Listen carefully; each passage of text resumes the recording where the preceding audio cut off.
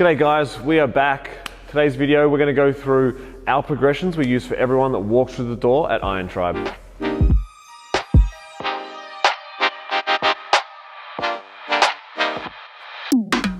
So we have 5 steps, 5 progressions that we use to work people up to doing a full snatch.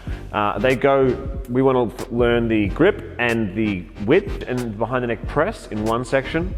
The next section we're going to go through is an overhead squat, making sure we've got the right height and mobility. Now depending on where someone's overhead squat gets to, this might limit them as to what snatch they do. So if they can only get down to halfway while maintaining a nice core position, we might then just do power snatches to that height. And then for our accessory exercises, they would potentially be something like snatch drop, snatch balance, overhead squats, things with a little bit more control, and then hopefully work on that mobility. And we would superset that with some type of mobility drill. Once we've got our head around the overhead squat, we start teaching people snatch drop. And the main goal of this is just footwork, learning to absorb force, and then learning to catch weight. Again, this is something that we can use to superset with mobility drills and things like that. The next one is a tall snatch. One of my favorite exercises just for turning the bar over, learning how to use our upper body when we finish the pull, pulling the bar up as we pull ourselves down. That'll make a little bit more sense later because I don't necessarily mean pulling it really, really high. I just mean learning to have like a nice active turnover that pulls us into that snatch position. The final one is one of our kind of go-to complexes that when we're teaching people. We do what we call a snatch sweep, pretty much just a snatch deadlift with no locking out, teaching the person to stay over. And then we do a slow snatch where we would count either 3 to 5 seconds from the floor to our jump. And we try and make it look pretty similar to what the tall snatch felt like. And these are the progressions that we would use for everybody coming through.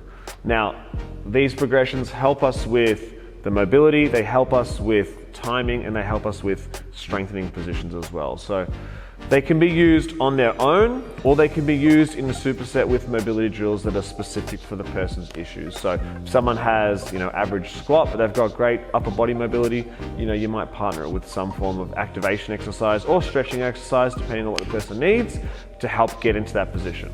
So let's take a look at the exercises. So progression number 1 is our grip, width, and our behind the neck press. So what we do is we pick the barbell up and we can just start with some slightly bent knees, and then we're just going to take our hands out wider and wider until it's sitting in between our hip crease.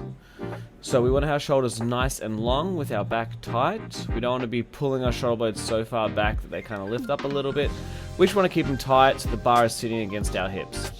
Once we've found this position from here, we can take that bar, keep the grip, and we want to put it on the back of our neck. From there, we're going to go through pressing because we want to create a nice, stable overhead position. And so what we do is we focus on our brace, and what you can see here is I'm just playing with my hip position and my rib position to make sure I can be in the most optimal position, which is the one that pretty much provides the strongest brace. Once I've found that brace, I'm going to press the barbell up. So here I'm demonstrating, an incorrect position we don't want to press from, and just going back to the natural curve in my low back. So when the bar is pressed overhead, you should feel those shoulder blades squeeze together, so that if someone was to come along and push down on the bar, it would feel pretty nice and stable. Progression number 2 is the simple overhead squat. Now, normally we would start someone from the bottom up, but for the purpose of this video, we're just going to go through a typical overhead squat. So what I would do when I'm teaching somebody is I would get them to squat as low as 1, they can maintain their brace, and 2, they can maintain that tension in their upper back. When they found that bottom position, see I've just gotten too far down, I lost position, so I would come back up, but when we found our bottom position, I would come and push down on the bar and make sure that they're not feeling it anywhere that they shouldn't, and that they're only feeling it in the appropriate muscles, be it the core and the upper back. Now once we're feeling really good with the overhead squat, we will move to progression number 3. Now the height of this exercise is going to be dependent on where we got to in our overhead squat. And so we want to start on our toes, and as we jump down, we're going to push the barbell up. So I always just think about it as I actually start pushing with my arms before I lift my feet and drop into a squat. Here you can see I just do a quick demonstration of where you can kind of meet it to. You can kind of catch it, at halfway if that is their mobility for now. Cool. Now once we got to a position where we're pretty comfortable with that, keeping in mind that the person can be on these progressions for quite some time while getting stronger in other positions, we would move to the tall snatch. So initially, I pull it relatively high, so I start on my toes, elbows come up, and then I catch and ride it down. Now, as the person gets more and more comfortable with this exercise, they can pull it less high and they can drop faster and faster into a better bottom position, as you can kind of see there. Cool.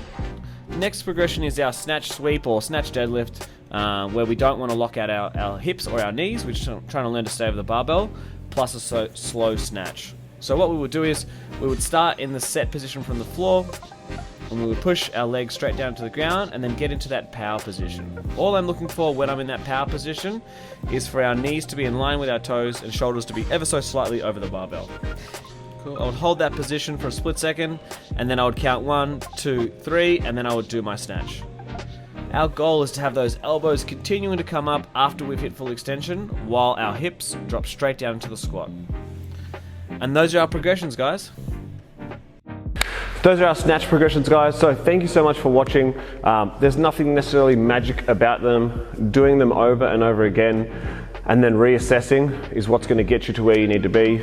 If you enjoyed this video, but you'd like to see some more mobility drills to help you get into that bottom position of your snatch, please comment below what you'd like to see, and we'll put that up in the next few weeks. Cheers, guys.